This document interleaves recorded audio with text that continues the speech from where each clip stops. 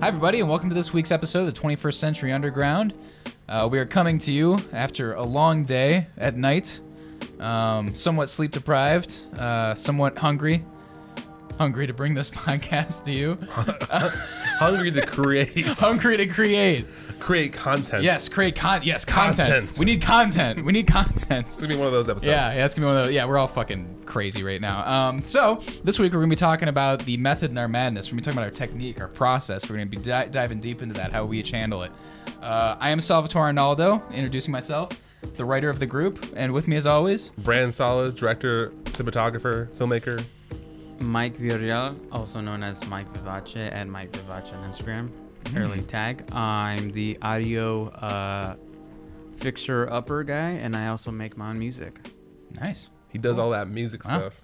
Yeah, and together we make a sort of tripod, a trifecta. A trifecta. So yeah, tripod. Yes. A tripod. A tripod. We're a tripod. And which could also be a trifecta of sticks holding it up. And yeah, so we're gonna be our band name's the Holy Trinity. The Holy Trinity, dude, bro. I thought it was we're half asleep already. Or we only sleep.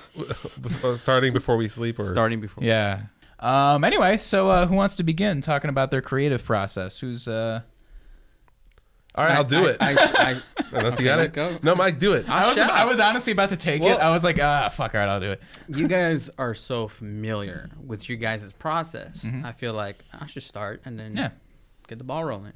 So my process is that depending on what project I'm doing and what it entails, like when I did the audio for our movie that we keep plugging is Paralyzed. I was the main audio guy to the fullest extent when it comes to recording everyone, mixing, booming, and making sure miking up people and having to record and make sure the audio is good for every take. And so this is my first time being a audio mixer. And I was also a boom operator and made sure and mic'd everyone and was in control of all the audio equipment and used this guy who which is not really meant to record in a movie setting, but it has 8 channels and it has a lot of control, and I pretty much put guitar strap onto these little hooks, and I just rolling around with it. And so, for those audio techies, it's a Zoom R24 or 24, R24. Zoom R24. So it's a Zoom familiar to many filmmakers, and I'm pretty sure they don't know this one. No. This one is pretty cool. It's a recorder interface and a controller and a sampler all at one. Oh, I didn't know that. So I can hook it up to my computer, or I can record on an SD card, which I did on an SD card. So, once I did a lot of research on how to be a mixer and do all that, and so because I knew the gist of how I wanted the audio to sound. I know how good audio recordings sound like.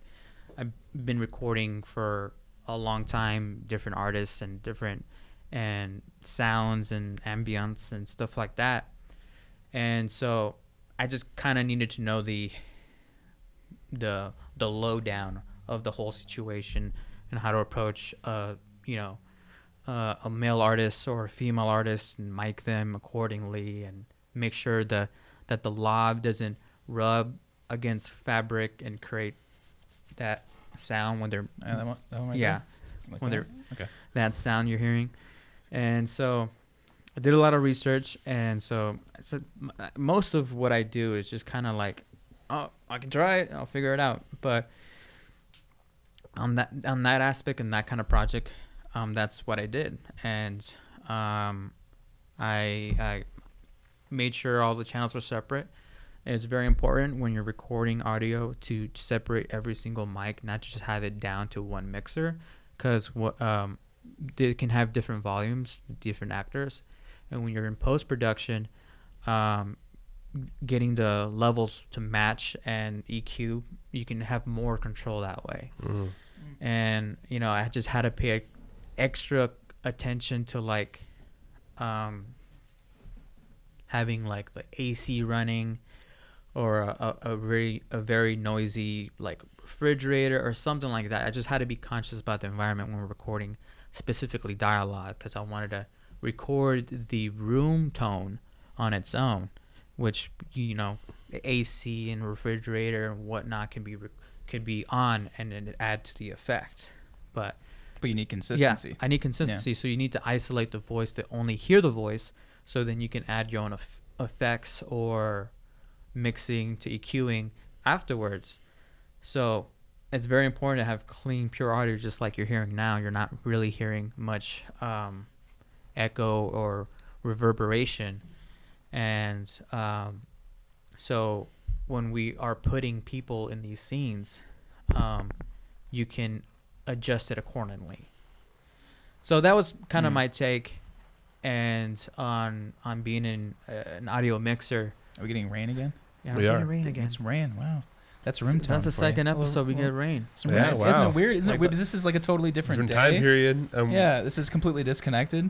Yeah. We just stayed up really late and started recording like super late one night for no reason. Yeah, It's crazy. It's raining in Phoenix. It's You know? kind of crazy. Yeah. We met up at 9:30 and we're like, let's do a podcast. And then when it comes to you guys understand, and I'm really breaking this down for our audience. You guys clearly understand how that kind of you guys you've been doing that, either done it yourselves or seen it done professionally and whatnot. So I pretty much covered everything except for post, and post is a whole different journey when you're being very organized. Naming everything, every scene is crucial before you even start the project, and that'll be my next step when I finally get started with the audio paralyzed, is organizing, naming everything in every take per shot. I imagine Hey, being. Oh, sorry. Not to be what's the word? Not macro. Meta. Not to be meta. Macro, not micro. Meta. Big picture. No. For another episode, we could totally cover our different post processes, so like editing a book, editing film, and then editing audio. That'd be Very fun. cool. So I won't dive in too much Yeah. into it. This is kind of like how we start. Mm. So that's pretty much how I start that kind of project when it comes to recording film, audio, and I've done also some interviews too. And I use a condenser mic or for the best sound when it comes to that. So I did that for the Pape Solomon's project that's going on right now at the Ross Joseph Gross. Joseph Gross Tucson. Gallery. I recorded. He had these a few interviews, and I recorded everyone on the main speaker for it was on a condenser mic because I wanted to clean his sound, picks up the majority of the spectrum. Did you guys do all that in here? Yeah, we did it. Oh, cool. And pretty much, see, the biggest thing when it comes to actors kind of know and how to talk and how to not, how to move with the mic and, but like when it comes to people who have never experienced this, it was a learning experience because a lot of people, I was using these kind of mics at first, this is a very straight mic, and it can only pick up audio from a certain area. It's very narrow sounding. I forgot what it's called, but the pickup on it is very narrow. So if I start talking on the side right now, I'm talking to the right side of the mic, you're losing a lot of the, it sounds like it's all mids and you're losing my highs and my lows, and you really have to talk front here to get the full sound. And it can, same thing going back. I'm going back a couple inches, so I had to make sure that the speaker doesn't, a normal person doesn't really speak like this unless they're used to it. It's like us, we're used to talking to this, and so putting headphones on and having them listen to their audio is a big thing. It's a very, just speaking on that from experience, it's a very weird situation to be in initially because you're like in a bubble. with the headphones on, you know, and you're hearing your voice and you're kind of like, you know what I mean? Yeah. Like like at first, when we were first doing this, I couldn't stay on the mic at all. You know, I still, to some degree, have trouble with it. But then, like, just after our last podcast, like literally, headphones were off and we were sitting here still in front of the mics. We were just having a conversation with our guests.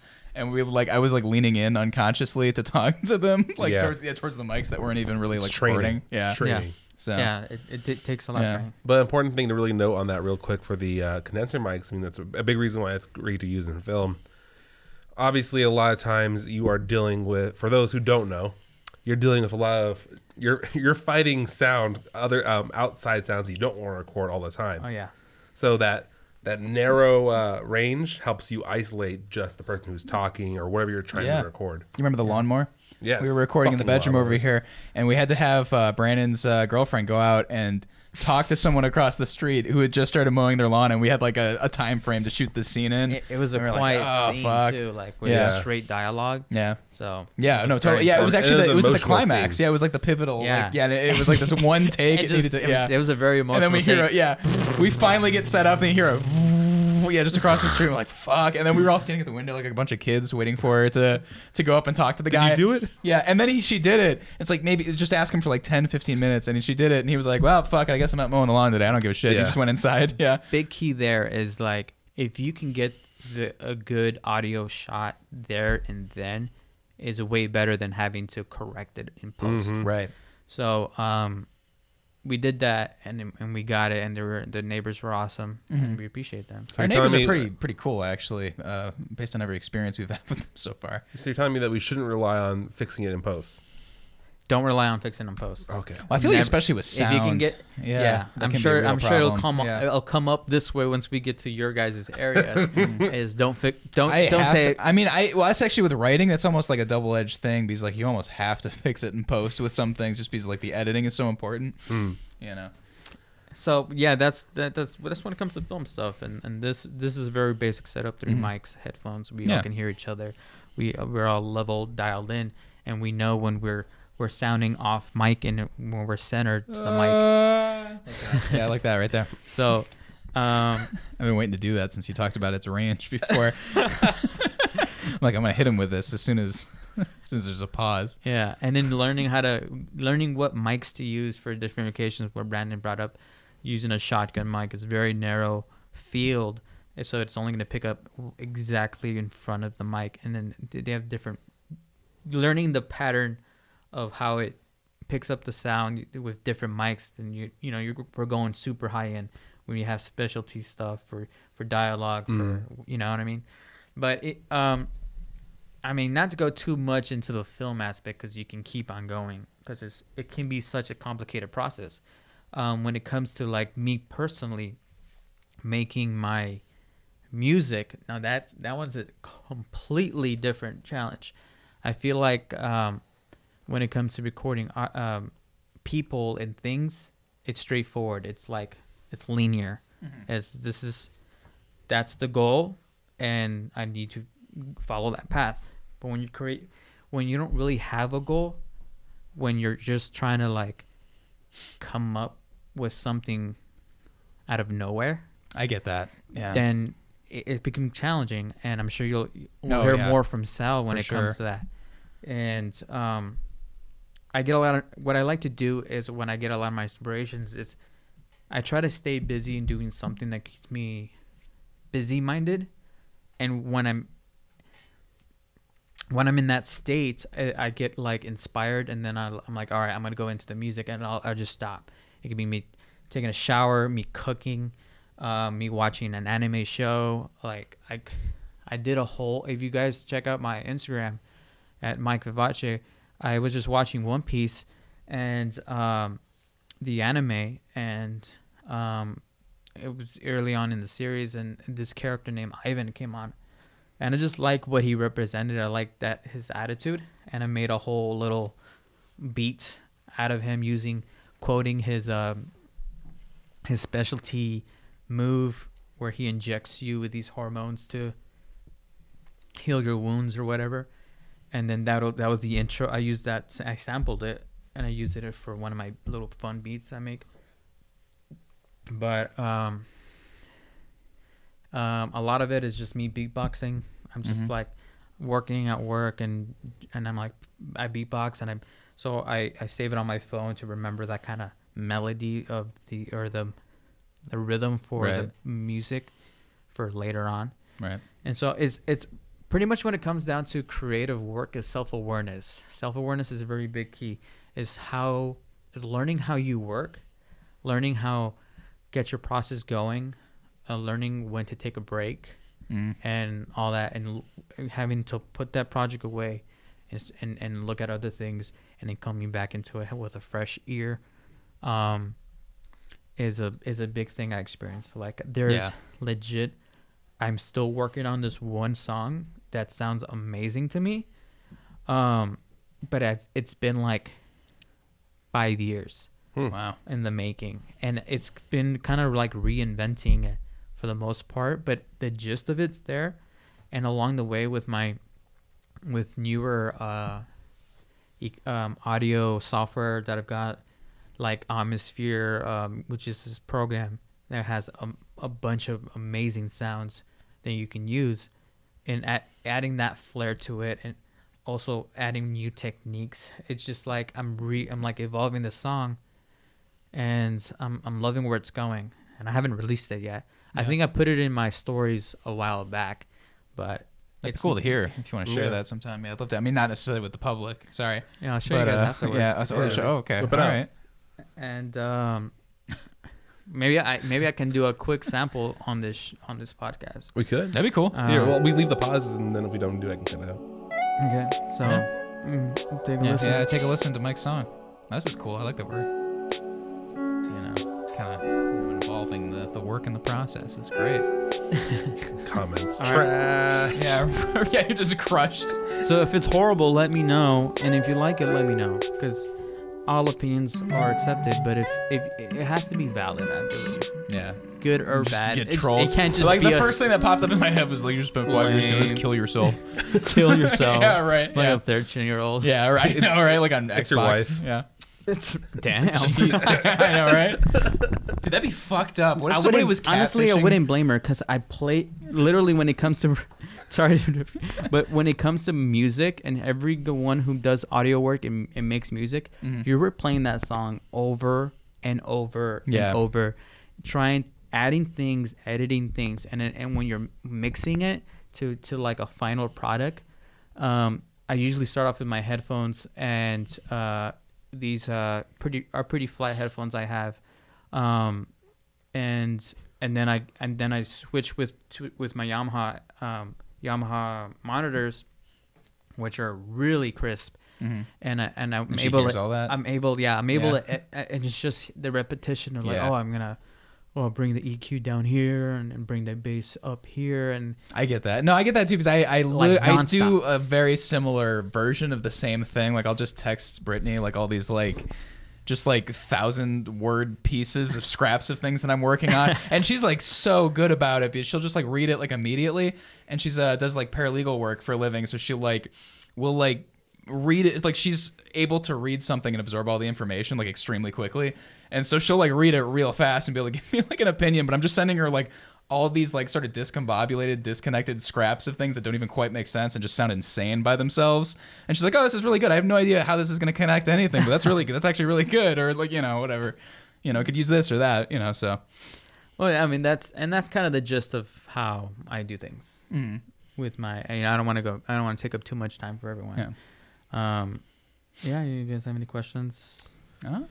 Actually, I don't think so. Yeah, no, you explained it pretty well. You did. You covered it very well. Yeah, thanks. About as far as the, I don't want to get too much into this because I know we said we wouldn't, but as far as like with film work, like I imagine keeping organized on the set, like during production, probably saves you tons of time and energy at the end. Unfortunately, when it paralyzed. Yeah, we started off. Oh man. Well, things got we started really off confusing. really well. We shot that movie in 2 days straight, basically. And like by the end of it, we didn't even have our shots straight. We were just like we were very organized in pre-production. Then production was just insane. I was like, I was basically just telling everybody what shot we're on. We're on this shot. No, are we on this shot? Yeah, we're on this shot. Yeah, we just started jumping around. Yeah. That was No, we were still following. No, we were, but there were like there were certain. No, we had to like edit on our feet. Like we weren't jumping around like completely, but there was like certain things like we missed that, or you know, we just kind of had to improvise certain things. Yeah, we surprised we made it work. Made it work, yeah. I mean, we got it done. Yeah, we got a cut. You know, we got a cut, a rough cut. Got a rough cut. Oh, and then last tidbit, and this is my final thing. For people who want to make music, whether it be production, singing, singer-songwriter, rapper, everything.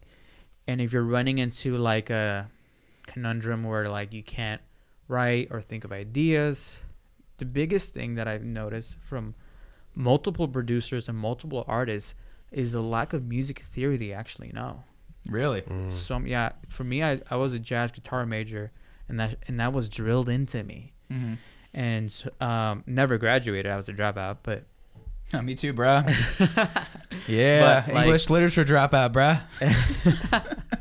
But I learned a lot of music theory, and I'm pretty confident with my music theory knowledge and how to work things, and it's fun to play with it. So the biggest key is learning the craft properly, and not just going from A to Y. And you gotta go A, B, C, D. You need to E. know the rules before you can break them. Yeah, there's so much value there. Yeah. Absolutely. I used to like being experimental before I knew how to write. You know what I mean? I used to like, you know what I mean? I was trying to like James Joyce, like William S. Burroughs, like my right, but because I didn't know how to write, so I couldn't put anything cohesive together. So I was just like, exactly what Sal just said. Mm-hmm. I speak from experience. Mm-hmm. When starting from this, I started had a computer, play with GarageBand, and that's where the whole production thing started. Mm-hmm. And I had zero knowledge of music. Yeah, been passionate for all my life, but I have zero knowledge of music. It's when I actually started learning theory and at school and stuff is when I really started getting things together. Yeah. Okay. Well, that's important. So yeah, that's no, I kind of didn't do that until the same time. So I'm done. You guys go. Cool. Who wants to? Do you want to go in sequence, or do you want to? Me finishing that sentence probably would have been a good way for me to segue into me. Yeah, go ahead. All right, cool. Well, I don't know. It really depends. I mean, it's all very different. Because I do. Like prose, like narratives mostly, like short stories. And right now I'm kind of working on a novel. I've been kicking it around. I'm kind of like coy about that, but I got like 11,000 words of like notes. And, there's a lot more that's going to come. I mean, it's not even really that much, but I'm at this point where I should probably just call it what it is. But yeah, I do that. I do, short stories and do film. Those big things, obviously with me and Brandon working together. And so, I don't know, I approach them definitely very differently. With a piece of prose writing, I feel like I almost need a really solid foundation before... Well, no, never mind. I've already changed my mind about that. I mean, it all starts off with, like, inspiration. Like, I feel like with Mike was saying how you have nothing and you need to just sort of come up with shit. You know what I mean? Mm-hmm. You need to... I don't know. It takes a very specific type of inspiration. It almost takes kicking around an idea for maybe... a couple days or so, you know what I mean, before it kind of really can express itself in a comprehensible fashion, you know what I mean? So you need to kind of give it some time to sort of percolate. And then once it does, I don't know, like with Paralyzed, for instance, that one was kind of an interesting example because like I really just got the inspiration to do it. I'd just been going to the library over and over again and cycling out. I was really into film. I listened to Martin Scorsese and William Friedkin in particular talk on podcasts. And I was just like, I need to do a short film. You know what I mean? It just kind of like that hit me. And I was like, all right, what's my experience? What have I dealt with in my 20s? You know what I mean? That I can kind of pull from, that I have perspective on now, that I know how to, And so I kind of did some of that and did some fictionalized elements. But before I even started working, I just went to the library and they have a limit of 10 movies at a time. So I would just get 10 movies. It was like Werner, Rainer, Fassbender. And, I think Kurosawa, I got some of his movies and I got... some other stuff that was like really far out of left field too, like The Right Stuff I rented, and what was the other one? The Sam Peckinpah, The Wild Bunch, and just like all sorts of stuff from all different times, and lots of German and Japanese movies. But yeah, I just kind of did that over and over again until like something clicked and I had a script. And I started writing it, and I've been kind of lucky with short films in that I usually have what I want after a day or two of just feverishly kind of being into it after thinking about it for a long time. And by a long time, I mean, like, I guess it was just a couple weeks, but I don't know. It kind of all just sort of comes out, and I'm usually really lucky with those because it's just a simpler format, and it's just actions and dialogue. It's a lot easier. And I mean, you need to have it structured the right way because it's easier and harder in the same time because you can't really discover things in quite the same way because, I mean, you could. It would just, I guess it would be more time consuming because with prose, like, you can just write and riff and find something, you know what I mean? Because it's just all these words, and it's like, I don't know, just writing the words themselves helps to organize your brain in a way that you discover things that you didn't know were there about the story or the characters. Whereas with a script, it's like, I don't know, it's just so much more simple and bare bones that you kind of need to have, all right, so this scene's going to be this. And you can figure things out in dialogue, but it's just different. It's just a different process to some degree. It's the same tool, just like a different medium. So you kind of, and you got to think about expressing things visually too.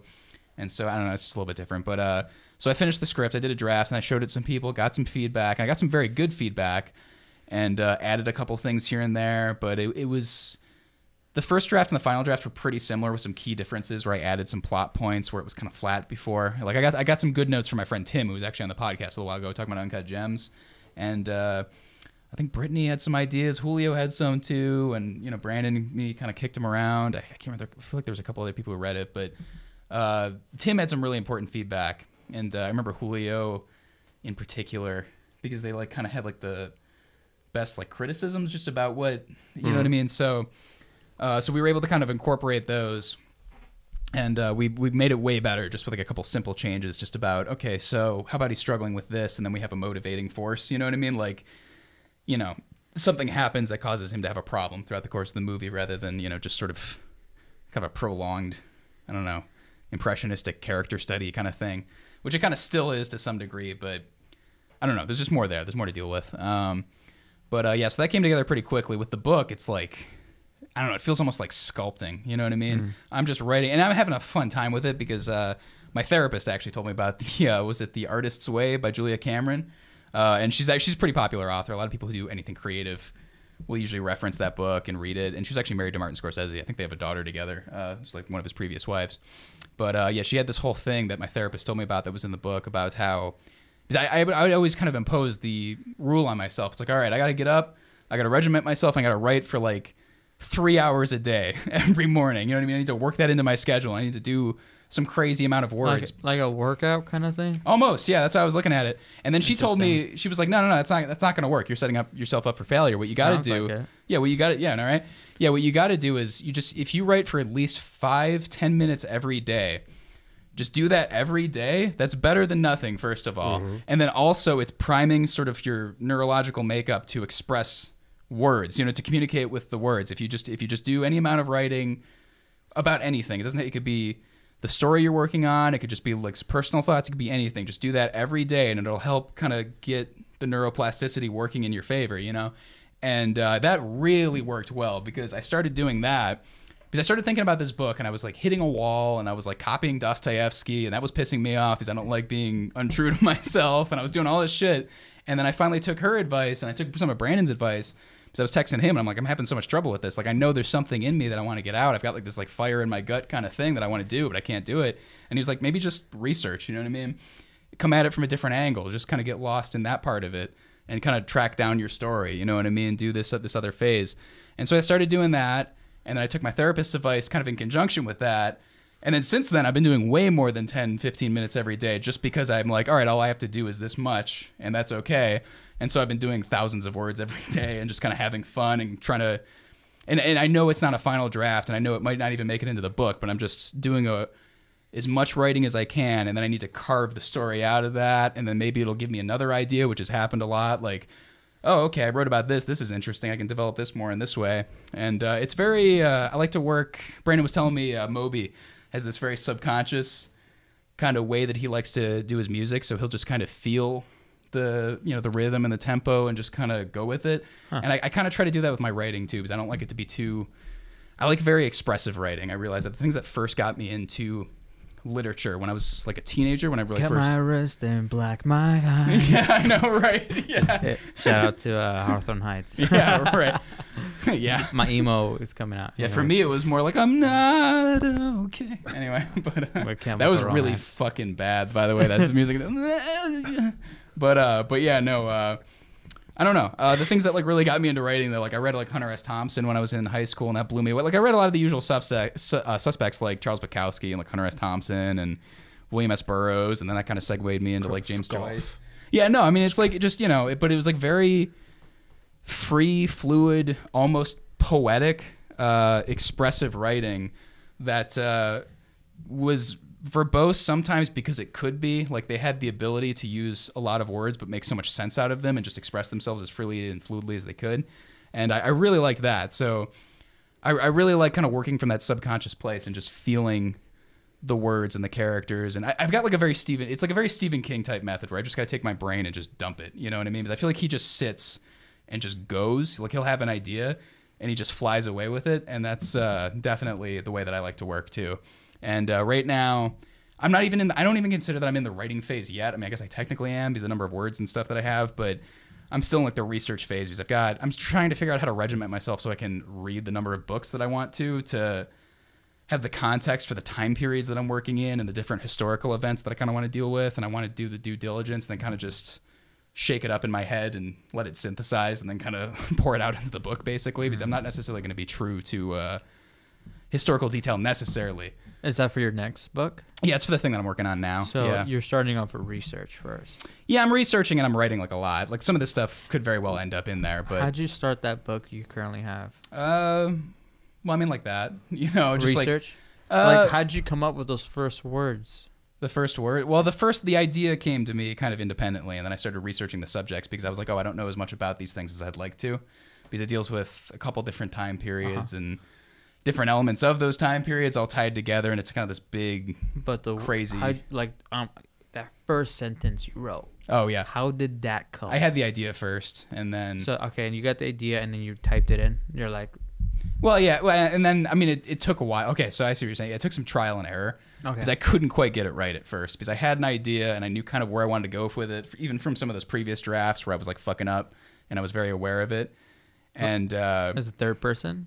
It is, yeah. Okay. It's big third person kind of sweeping. There's like a lot going on. There's a lot happening. There's a lot of moving pieces that I kind of wrangle together and kind of get to work. But yeah, I don't know. It took a lot of trial and error. I had to rewrite the opening of it. I finally settled on something that I think works, but I had to rewrite the opening of it until I got what was just right. And I just knew, like, I was like really far off, but I was kind of getting closer and closer each time. But I finally got like a couple thousand words for the first couple pages that I think will work, you know what I mean, down the road.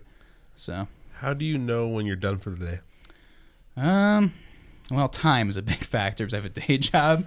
So when I no longer have time to take notes and someone needs me to do something at work, that's a big part of it. I feel that. And then also when I need to go to work, that's part of it too.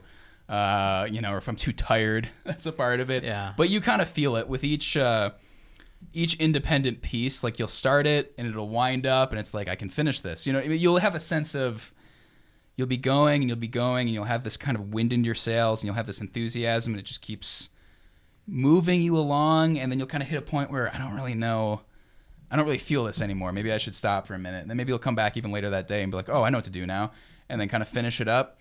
Sometimes I'll press through to the end and it'll be enough to kind of get me there, but other times I need to kind of put it down, and I might even work on something else for a while. But I'm just like, all right, I'll just leave this like this for now, and maybe I'll come back with an idea later. But it's just a feeling. It's kind of hard to. Mm-hmm. What kind of ideas jazz your nose hairs? Jazz my nose hairs. Really, like what kind of ideas get you excited? Get me excited. I've been working a lot from history lately. I don't want to get like too deep into it, but yeah, I like stuff that's comedic but deals with like deadly serious themes almost, So like I really like humor. Yeah, to some degree. Yeah. Like I mean, like the thing that I'm writing, I was describing it to someone recently, and I realized I almost need the humor in order for it to be like bearable because it's just so heavy, some of it. But I'm trying to think. Like I guess the stuff that like really really gets me going, it has to have some, I don't know, it's hard to say, like I'm trying to think. I don't know, I guess like the complexity of like history and just like the way that people interact with each other, and things that have happened that were really horrible or really good, and like why maybe they occurred, and like what were like the motivating forces behind that, and like why people feel the way they do. And so I don't know, I wish I could explain that a little bit better. I'm like a little What's the weirdest inspiration you had, where like the weirdest inspiration you had, like you know the what weirdest like lately, or just like funny, weird, random, you know what I mean? Just I was writing in Cockney slang the other day. My girl actually sent it to my girlfriend. She thought it was gonna be really horrible, but it was actually good. Actually, I'll break it down for you. I'll break down a scene for you, because I don't like want to get too much into that. I'm like really dancing around the topic here. But I had a scene that took place in 1952 in London around Christmas time, when the smog was hitting London. Yeah, because like, you know, all the industry had made like the air practically toxic, and people were dropping dead. And it's a former RAF pilot or a paratrooper from World War II, and he was injured severely from falling through like the canopy and pulling a chute too late, and so his like nerves are all fucked up, and he's just sort of sitting in a bar in the East End, just sort of drinking his problems away. And the whole narrative is in like Cockney, like East Ender slang, and like turn of phrase, you know what I mean? So that was a really weird one that just kind of came out of nowhere. And he's like sitting in there, and he's talking, and it's like communicating a lot of different things, but in like this like rhyming weird like thing about like how he has no money, and he's like sort of just drinking himself to death. And yeah, I don't know, it's like really it's really interesting. And then and I'm just setting the scene in the beginning, so I talk about what's going on in London, and then I just jump between different historical figures and where they are in London at that moment and what they're doing. So I talk about Winston Churchill and how he's like suffering from depression like he did in real life, and he's realizing that during like a relatively peaceful time, like he's like really pretty useless, and he's like, you know, severely depressed and like lying on the couch, and he like can't get up some days. And he was having like a vision in the back of his mind of like Hitler's like face sort of like looming over him with like a gunshot wound in his temple, and he's like thinking about how he almost misses him in some weird ways. And then like I had another one. It was Ronnie and Reggie Cray. And in 1952, around this time, they were court-martialed from their military service. And so they're in prison, like dumping latrine buckets over like their guards' heads and like throwing hot tea and stuff at them, all of which they did.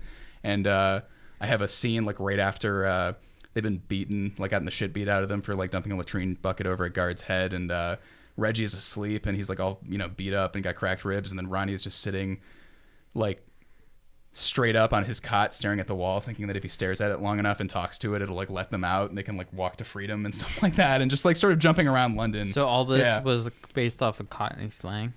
Well, like it's like sets up the setting, and then when it gets into the character, that's when it starts. That's when it kind of goes into Cockney slang, and he's just like, and I won't even try to do it, but he's just like talking about like, you know, fucking, you know, it's like he's like talking about like apples and pears stairs and like, you know, it's like all this shit, and he's talking about how he basically wants to hook up with another guy in a because he's like gay too, so it's like obviously at that time period that wasn't easy, and he's like just everything about his life is just like bearing down on him, and he's like sitting in the thing. And what was the term for that, for being they had a Cockney term, it was collar and cuff or something like that. It means you're effeminate, like, you know, poofy kind of guy, you know what I mean? So that was like their term for it back then. It was like a homophobic term.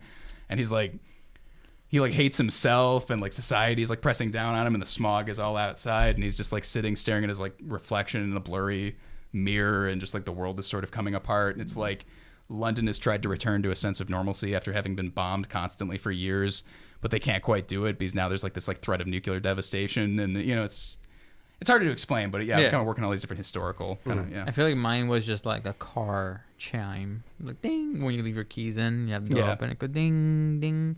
I was like ding ding ding. Yeah, and then I was just like, whoa. Yeah. I'm sure a lot of producers can relate. Yeah. And refrigerators for some reason. Really? I was at a hospital. There's this like ice maker refrigerator thing or something like that. My boy's into like drone music. Yeah. I'm like, whoa, this. I was like, I'm like singing. I'm like, look weird. I'm like, that's an A. I was kind of going through the same thing. I was literally just thinking like, okay, because I was trying to figure out something to write for the day, and so I just started thinking about my subject, and I was like, London during World War II, what was it like after World War II? And then I just kind of trailed off. I just spiraled off, and then I had this RAF pilot, you know, drinking in the bar, the pub, and he's just fucking. Yeah, no, basically, yeah. And you know, I told Brittany that I wrote a section in Cockney rhyming slang, and she was like, "Oh, this is gonna be like, you know, Pygmalion or like the movie that they made where it's just like, oh, what the, you know." And then like I sent it to her, and she's like, "That was pretty good, actually." And I was like, "Oh, thank you." And I was just kind of riffing, and I was like looking at the dictionaries of Cockney slang. So it's a real rough. Like it's not something permanent that I put in there because I have to do more research. But I, you know. Was looking at dictionaries and just kind of going, it's like, what did Tom Hardy sound like in Peaky Blind? You know what I mean? Just kind of like pulling from all these different places and doing some research online as I was kind of going with it. But I was just basically having fun. And that was like what came out of it. So that's cool. It was just this scene of London, you know, and this guy, the whole city is kind of scarred by the war with Hitler. And it's kind of like just reflecting on that, I guess. Cool. So, any questions? I like that insight. Yeah. Oh, thank you. Yeah. Was there anything there? I feel like I was just kind of going. I felt like we were asking questions along your process. We're inside the mind of Salvatore right now. It's interesting for writers. My wife's a writer, so I get to ask her a lot of questions. For her start is dialogue. Yeah. She starts with dialogue. Dialogue can be. Actually, I did that the other day. I was reading about Sidney Gottlieb, who was the in charge of MK Ultra for the CIA, which. To put it simply, was trying to do mind control, and I had need just to connect you guys. Yeah, just share each other's content. Oh yeah, we could proofread and that'd be cool. You guys can create content, do critiques and stuff. Yeah, just kind of like bounce up that'd be cool. Concepts and ideas each other. Okay. But anyways, my boy Brandon over here. What do you got? Yeah, actually, for me, so I guess talking process, I had to kind of narrow it down. What I wanted to talk about. Since I do wear a lot of hats. I started off with. I do produce, I do direct, I do cinematography, I edit as well. So I was kind of like, I can't talk about all of that. I mean, the filmmaking process is just so large. Yeah. So I decided to kind of hone in. I mean, originally what I fell in love with was the visuals, was the cinematography, was being on a camera. So I decided to kind of come at that angle because that is an interesting process for me. And it does come to me naturally. I thankfully have always had a sort of visual eye. I have really good mind's eye for just images and scenes. From a young age, I would remember like I'd just hear songs and the music videos would be forming in my head just because I can just see it. I can just see it visually very well. And so for me, when I start the process, if I pick up if I'm being hired as a cinematographer, or even if I'm handling my own script, I do it the same way. If I'm doing the cinematography for my own script, I start off, I want to be very familiar with the work first. That's always one of my first priorities. I think one of the best traditional ways of thinking about cinematography is the mentality that everything should have purpose. I think it's a really great base to have for your cinematography. It just really empowers. Well, because the point is you're trying to empower the story, empower the theme, empower the characters. It's like writing, but with images. Yes. It all needs to line up and make sense. And I want to make sure that I'm only improving at any chance I get, never taking away or lessening. So I always try to read the script, become very familiar with the script. If I am working on someone else's project, communicating with that director or producer and finding out what their vision was and what they thought, things that inspired them visually or styles they wanted to reflect, and make sure I get that information as well. Then kind of let all that digest, and then I'll just basically go from page one, and I always start off a shot list. That's where I always start my basis for things. For people who don't know, a shot list is very much how it sounds. It's like scene number, shot number one. I usually put for my own sake, a brief description of the scene, and then a brief description of the shot, what I want for the shot itself, and I specify things like lens type. I do something that actually I don't really see that often when I work with other people in this city. I like to specify full front, quarter back, full back in my shot list. So that way, for our non-Phil friends and viewers, why is the camera lens so important to know? Yes, I'd be glad. Because you had that planned. I did. I mean, it's specifying. How important is the lens there? It's in the shot list. I mean, technically, you could just. I mean, like an iPhone, right? If an iPhone, you can just take a step back and make it a wide, or you can just step in closer and make it a close-up shot. But there's more to it than that. Yes, in general, a lens helps zoom in and helps zoom out, but there's also some other factors going on. There's a lot of factors going on. The way the lens, I'll start on the more grander scale. So let's say that I wanted to do a close-up. I'm going to do a close-up on Mike. Actually, I could even use, for visuals purpose, since you guys can see this visual, this is a wide shot, right? This is like all three of us have to fit in the frame. And so for a wide shot, one would think that I'd just be at possibly a 14 millimeter, a 18 millimeter wide. Mind you, I am shooting. For for audio listeners, he's referring to the camera, which is 8 feet away from us. Yes. So he's talking about that kind of distance. 8 feet. It's about 8 feet.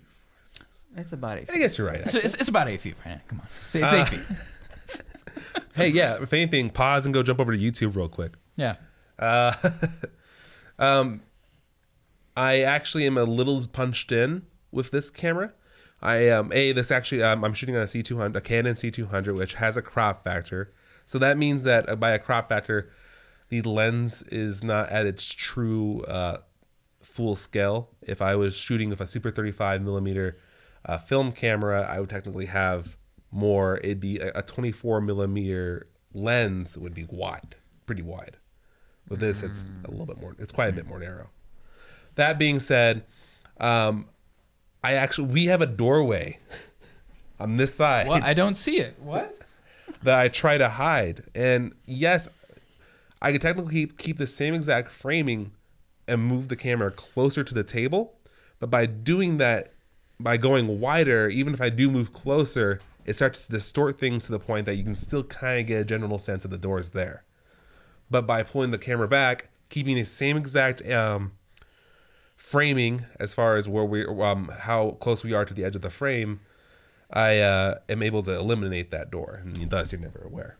So that's why lens really matters. That's one of the many reasons why lenses really matter. It helps you make an image more condensed or really spread things out without looking synthetic. Yes. Yeah. I want to just kind of, for people who have seen him everywhere, Casey Neistat normally shoots on a wide angle lens. Yeah. And it like kind of bubbles in the corners. Yeah. If you guys look very closely, or if you guys watch skate videos, fisheye lens, it's very round. Yeah. And it captures 90s a lot of music a lot video. of 90s or music music videos. Yeah. Got P. Diddy. That's one of the many things. I mean, then there's the way they handle lighting. Each lens handles light differently. Oh, and it I can didn't know. affect your contrast. It can affect sharpness. That's why the quality of the lens is very important. Just and how do you adjust those? Well, you don't necessarily adjust them in lens. I mean, that's how a lens. Well, is no, built. but the camera. Oh, well, what do you mean? Actually, Do you adjust like the For consistent lighting? what do you call it? Between lenses? No, not. What is it called? The white balance per lens? Well, I mean, that's does it matter? I mean, you're gonna kind of do that based off of in-camera. Yes, technically a lens can handle color a little bit differently too. That's getting on more of that micro level. But the distortion that you just talked about is a good example.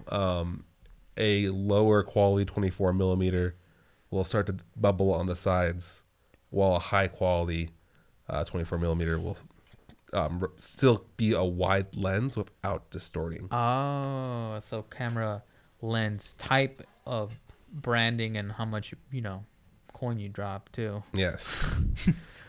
But anyways, so that's why I mean it's really important to plan out what lens you're going to use. I definitely put a lot of consideration of that. I mean, sometimes certain directors will only exclusively use one type of lens.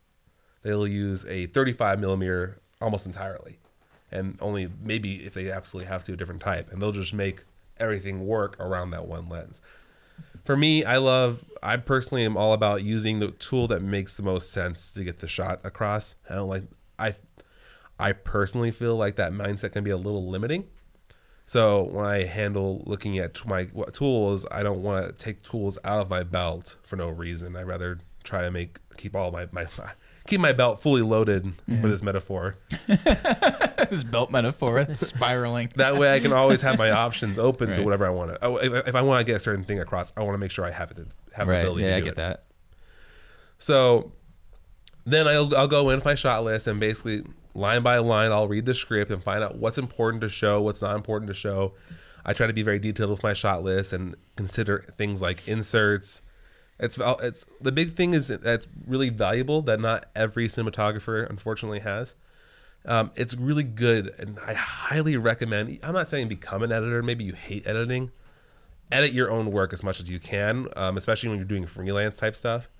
Even if you aren't, try to ask for raw footage just so you have a chance. That's the best way to see your mistakes and see how you can improve is by editing the raw footage. Of course, an editor's going to try and cut and do everything it can to make it look good, but you need to see the areas where you did screw up. And then also, by having that editing mindset, you start filming that way too. You start, as they say in the industry, filming for the edit. That's a good point. Yeah. No, because I've come across the same thing. Like, I think every writer should be their own editor to a point. Yeah. You know what I mean? Yeah, I mean, obviously you want to invest it ultimately in somebody who's like a professional, but I mean, you got to do. It's your job to make it, from the rough draft to the second draft to the third draft to the final. You know what I mean? Yeah. Yeah. What would be a good example of what you're just saying of thinking about the edits while you're taking the shot? Actually, to talk about one of our prior episodes when we met with Vic and Katie, Pros and Cons, they are doing a very documentary style, and actually a lot of documentary filmmakers can really benefit from this mindset. They have to, when you're recording something, especially like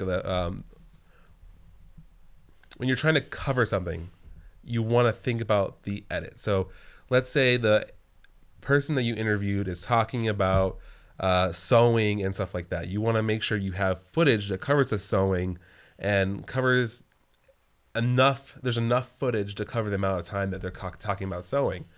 And then let's say that you kind of think about that mindset of she starts bringing the sewing back to talking about herself and how that really meant a lot in her younger life. Maybe that's something where you have the something that like a sewing machine in the foreground and her in the background doing something, and kind of bringing that connection together of one and one completes and they're a whole. Right. So that's what's filming for the edit is. It's making sure that you have filming that as if you were going to be the one that's cutting it. As if you were going to be the one, okay, I want this shot next, I want this shot next, I want this shot next. Unfortunately, in the filmmaking world, more than likely it's not going to be the way you want it. Right. But that means you covered your base and you made sure there's enough footage for that editor, whoever it is. Yeah, in writing too, it's like like to add on to what Brandon was saying a little bit. It's like it forces you not only to reflect upon like your mistakes and to kind of see where you've made mistakes and how to improve them, but also like it makes you reflect on like your intentions at all. Like, what am I trying to say here? You know what I mean? What am I trying to do? How do I accomplish that? You know what I mean? How many fewer words can I use to do that? You know what I mean? In the most basic sense, like it helps you understand structure as you're writing so that your drafts get better and better, like just from the jump. Yes.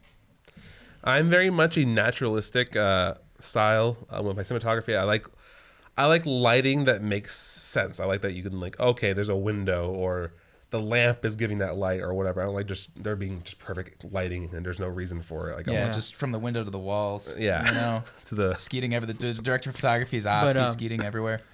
Do you think of lighting and how you're doing it, like even in commercial sense, or does it depend on like what your intention is behind what you're shooting? The intention is always important. I mean, that there's a purpose for even lighting, that like making.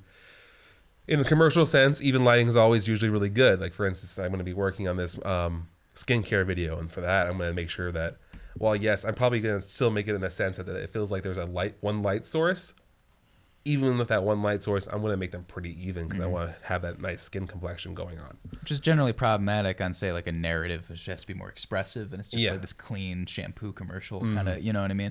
Which was a huge insult level that sort of remakes of horror movies by like the older generation where they're like less gritty, like in the day, like say the original Texas Chainsaw Massacre. I think that was an actual criticism from somebody. The original Texas Chainsaw Massacre is like really gritty and psychological and intense, and it's got all this texture and you know, it's kind of, you know, like a little gnarly looking, and then the new one is just sort of this like very, even the violent parts have this sheen of just crispness, and you know what I mean? It's like a, you know. So I guess I do specifically focus on camera angle first. I work through my shot list. I get that done. I really try to visualize that. When I visualize, sometimes I like to be in an open space just so I can. I like breathing. Mind palace? I'm very much about my mind palace and also my breathing room. So I like having open spaces. And like sometimes when I'm planning a shot, I have this thing. I don't know. It's maybe stupid or whatever, but it's what I do. I'll like try to visualize it. And I literally try to go like my mind's eye. I've seen you do that. I know. My hand physically. My hand will become the camera, and I'll think about the shot and how it's going to go down and what the angle's going to look like. Yeah. You go into a yoga pose for a second, you're just like, got it. Fucking got it. It may be For stupid. our audio listeners, Yeah. Brandon has his hand up with like a claw-like eyes closed, thing. chest Eyes sort of closed. raised as though to breathe from the stomach. He has like the claw going on right here. Posture and that's just suddenly gets better to breathe better. standing straight. And he's moving his hand like it is the camera while he's visualizing in his brain. You should talk to yourself while you do it. You're like, yes, I have you. I have you.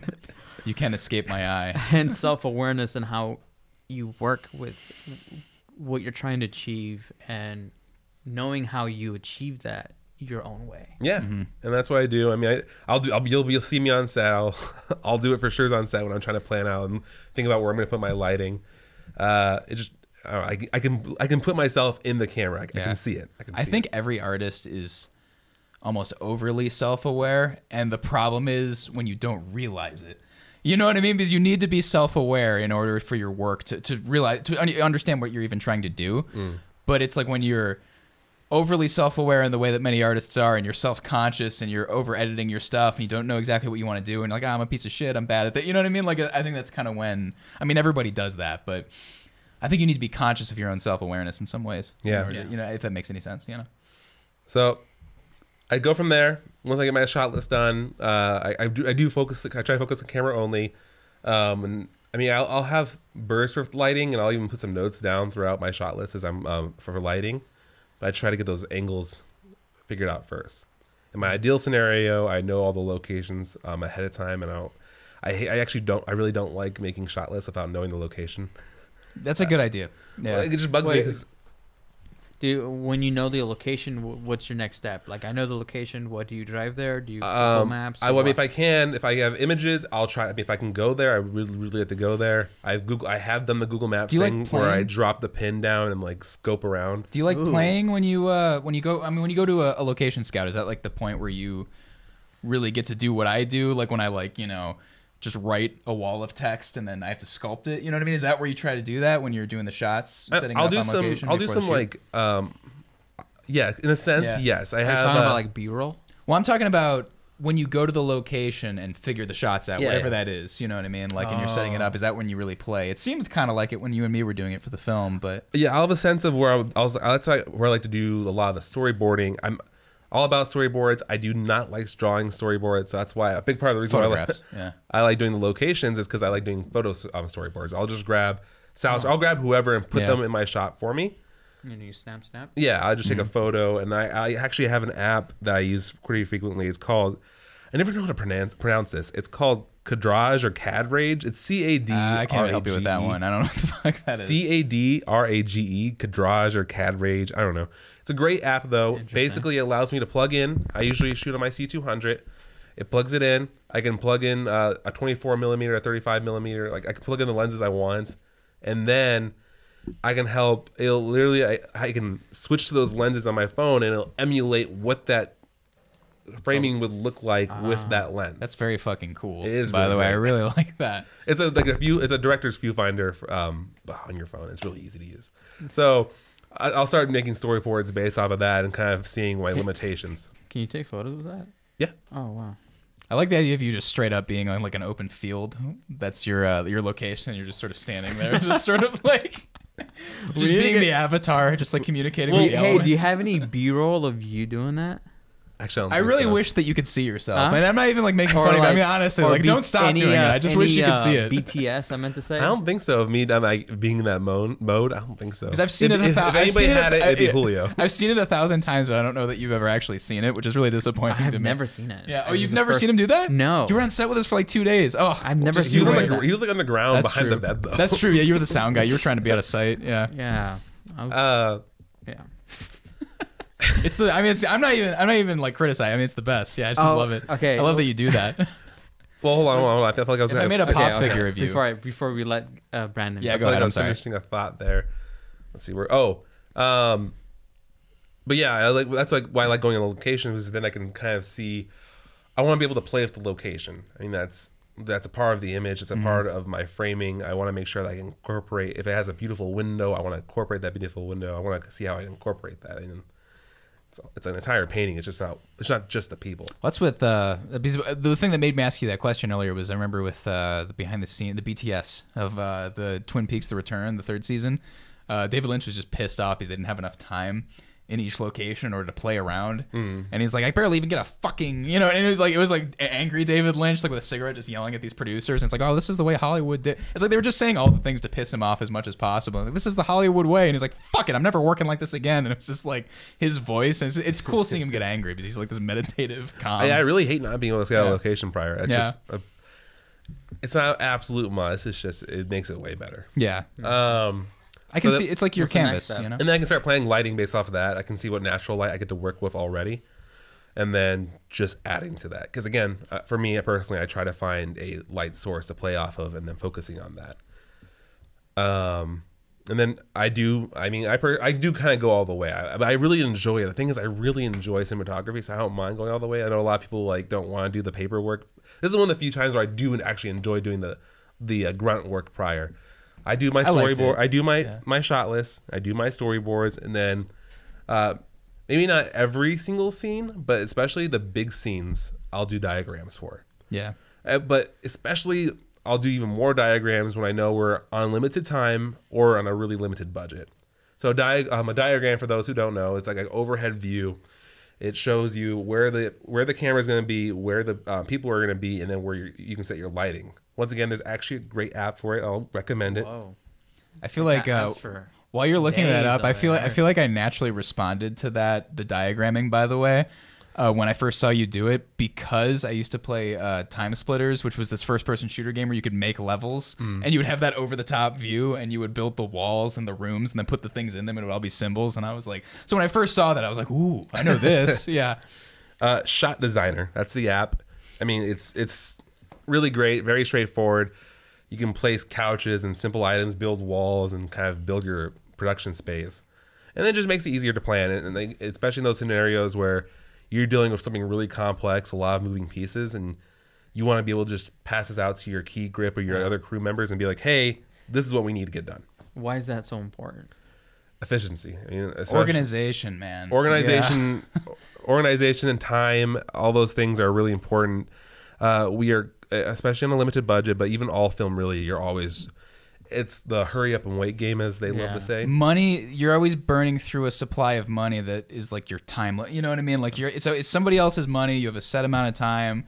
Things are already stressful. So when you're not organized and however many people working below you see that, they lose faith in the structure and the whole thing crumbles. Falls apart. Like it's a really good microcosm of like anything. You know what I mean? Like a business or a country, or you know what I mean? It's just like, you know. And the last thing you want to do is be hired as a cinematographer, be on set, and you get there and they're like, okay, so what are we doing lighting? And you're like, I don't.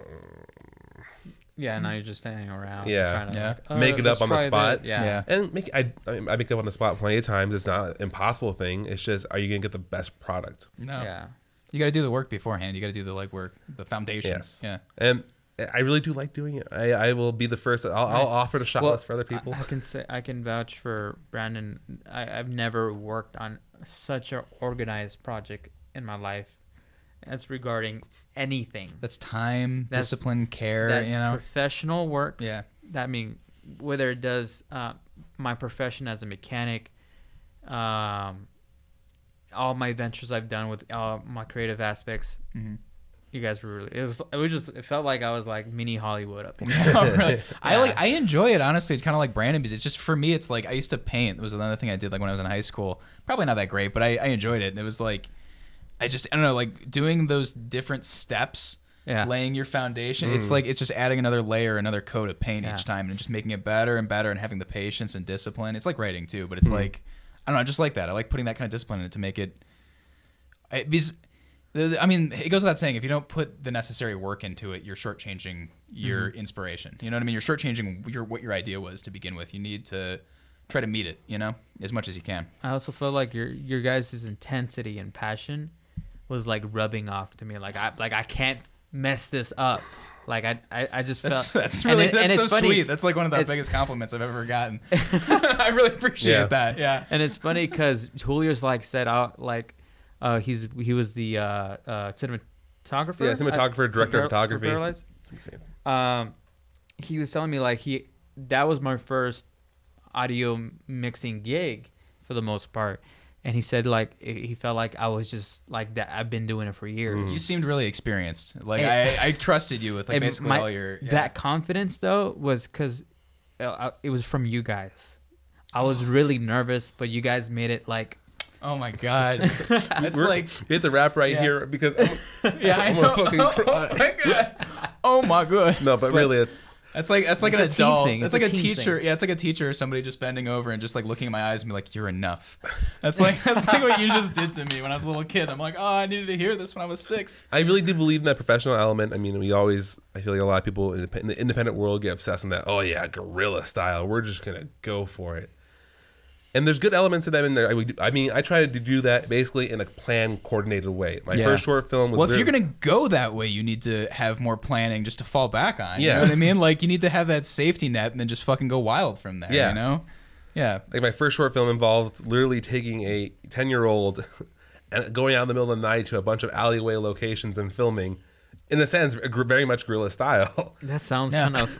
Yeah, it sounds kind of fucked. I was like, when you were saying, I was like, careful. No, it does. But it his family was there. Quick breakdown, so they don't think weird. No, I know, because like when you were describing, I thought you were gonna clear it up. You're like, oh, okay, he's describing it more and more, so this will sound better. And then you just stopped, and I was like, what? The entire audience hasn't seen my short film Separación We're gonna yet? link it in this episode. Yeah, we will. It's on YouTube, right? Yeah, it is. So my short film Separación. First of all, his family was there with him. Yes, his parents. Yeah, I did the music on it with a group. Yep. Please smash the like button for me and give me a comment. Yes. How awesome it is. Thank you. He did the soundtrack. It was excellent. Solomon Trio provided the instrumentals. Basically, there's a young immigrant boy. It's a little bit vague on what his status is as far as being recently.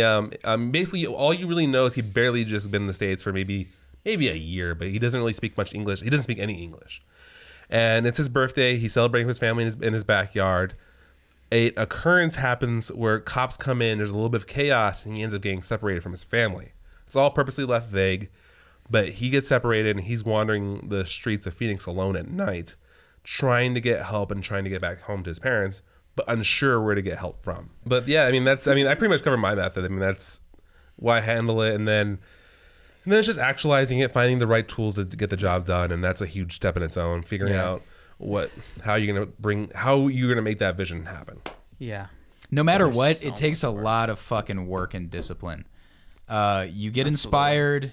You can be I mean, obviously, like me, like that's like I love just flowing. You know what I mean? I love it when the process is fluid and I'm just expressively. You know what I mean? And I'm just kind of like letting it kind of erupt from me. But you need to be able to. You need to do the work beforehand to kind of have a foundation for that to fall back on, and then you need to be able to know how to carve it later so that it's finished. You know what I mean? Yeah. I kind of ended my thing with like advice for early comers trying to do something. We'll just go down with Brandon and then Sal. What would you, for someone who wants to get into it, like, and what you've experienced in your life, what's some advice you can give to aspiring filmmaker, videographer, cinematographer? Yeah, I mean, saying back what I mentioned earlier, filming for the edit is a really crucial thing. If you can take that mindset early on, and even if I have a good friend of mine who we've mentioned him, he's actually the cinematographer for our Paralyzed, Julio Capelli. You can find him at Cineta Capelli. He's actually, for the most part, almost entirely self-taught. he did briefly go to school, but only briefly. That ended up dropping out, and then how he continued his pursuit for film is by literally just shooting small documentaries. And honestly, it's a great documentary, or even wedding shooting or event shooting are great ways of helping your brain get into that mindset of constantly looking for a beautiful image, because you're constantly trying to create a nice image really quickly.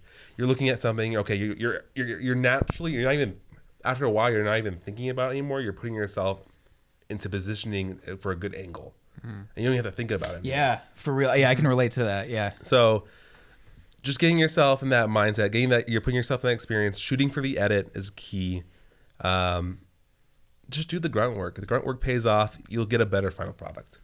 And you feel better when you finally, if you have trouble with discipline and you finally are able to find that discipline, and then show yourself that you're capable of getting over the hump, you know what I mean, and carrying the load, like, you feel way better. Yeah. You know what I mean? You feel accomplished. Because if it didn't take work, Absolutely. there would be no sense of accomplishment. Yeah. You know, it's as simple as that. But my advice, and this is I guess it's kind of tough, but I would just say, but basically I'm just kind of echoing what Brandon said to some degree, but just do the work. Like, just don't make any excuses. Don't put too much pressure on yourself. And I mean, it's an escape hatch to just beat yourself up so much that you can't write anything, and to be so perfectionistic and so self-conscious that you're like, oh, everything I do is fucking bullshit. Well, the only way you're gonna get better is by doing stuff. You know what I mean? You've got to. I mean, somebody said something to the effect of, I can't remember how many, was it a million? Like, right as though, I think it was Neil Gaiman. He said something to the effect of, just assume you have like a million bad words in you, and you know, as far as like writing, just assume a million words of whatever you're gonna do is terrible. Well, it's time to get writing. You know what I mean? Put in as many as you can to kind of get through that, you know what I mean, and to keep going, Get through and your getting better million. and better. You know what I mean? Yeah, the 10,000 hour rule, like, you know, 10,000 hours of practice. Just, you might as well start. You know what I mean? You're gonna write some shit, and if you write something good, that's great. You know what I mean? So I would say, stay dedicated and stay focused, but find a way to do that where you're just not beating the shit out of yourself. You know what I mean? That's my problem. That's what I did for years. And part of that involves just throwing away, you know what I mean? You have your idols because you want to be like them. And you have these people that you kind of admire and that you aspire to be like, but, and that matters. That's a reflection of you.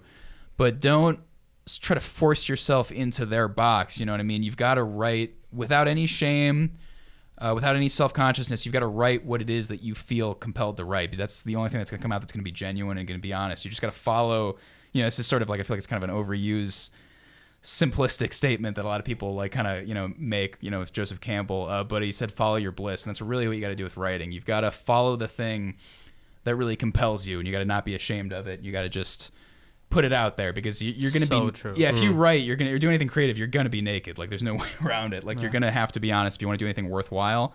And, you know, I'm sure some people have made a lot of money by, you know, writing bullshit and being artificial. Don't even worry about those people, because you don't want to be one of those people if you're listening to this podcast. You know what I mean? It's like, you got to just put the words in, put the work in. Don't beat yourself up. Just be very pragmatic about it. Just be like, this is what I got to do, and I'm going to do it.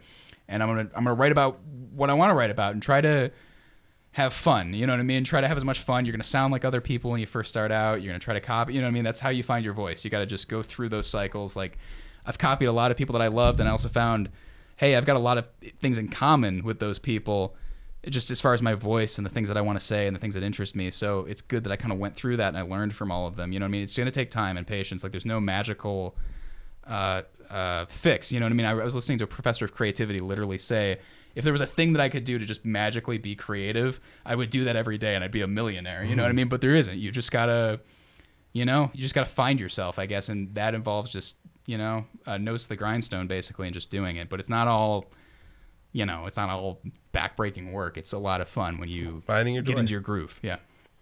So. Yeah, well, I think it's a pretty great podcast. Yeah, I think so. I think this went well. Yeah. You have any questions about how we do things or other parts that we didn't mention, feel free to hit us up and share your contrasting views as well. I mean, Yeah, we love to have a dialogue. Yeah. DM. Yeah, hit the like button. Yes. Subscribe. Share with people you like. Yeah. Yeah. If someone you know is getting into this one of these fields, share it with them. Maybe they'll find something they can get inspired from. Yeah, you know, I don't know, you set out to do something creatively and you feel like you're doing something that matters and is meaningful, it'll be its own reward, you know? So just go for it. So Quite honestly. one more time, Instagram handle. at Mike Vivace, spelled Mikevivace. Find me at the Samsara Studios. Okay, so you can follow me at the Neon Codex, and follow us, of course, on our Instagram, and then follow us on our Facebook page, the 21st Century Underground Podcast. And that is our episode for the week. We'll see you guys next week with more stimulating content. Yes, content. Content. We'll be creating content. Content. It's made to be consumed. We got a lot of good stuff coming. Yeah, Yes. we really do, yeah. And if you guys have been with us so far, we appreciate it. If you're new, Hi, Mom. welcome aboard. Yeah. Hi, Mom. Yeah, I know. Yeah, right, yeah. Every episode. Well, we appreciate that too. All right. All right, thanks. All right, see you guys.